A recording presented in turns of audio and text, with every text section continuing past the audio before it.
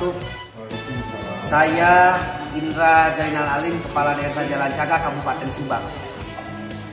Pada Bapak Presiden, Bapak Menteri Desa, terutama Bapak Gubernur Jawa Barat Pak Ridwan Kamil, tolong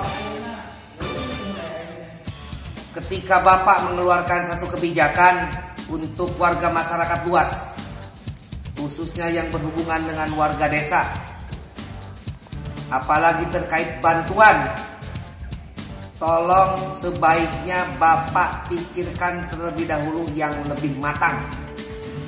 Jangan sesekali menggembar-gemborkan bahasa bahwa akan mendapat bantuan.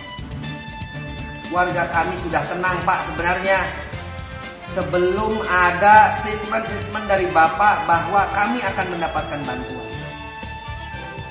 Karena warga kami sudah biasa terhidup dengan kesusahan.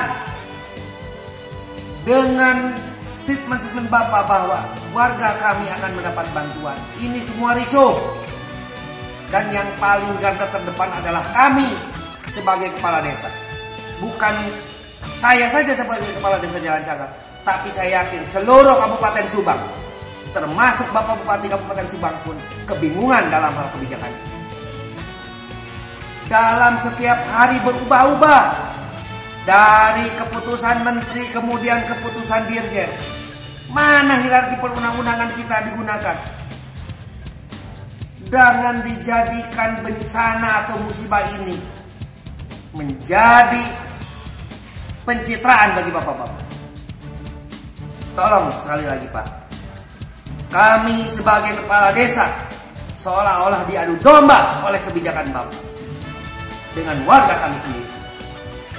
Sekarang Kadinsos Kabupaten Subang pun seolah-olah cuci tangan bahwa data yang diambil oleh RT RW itu tidak berguna, seolah-olah hanya dari DTKS yang bisa diambil untuk mendapatkan bantuan.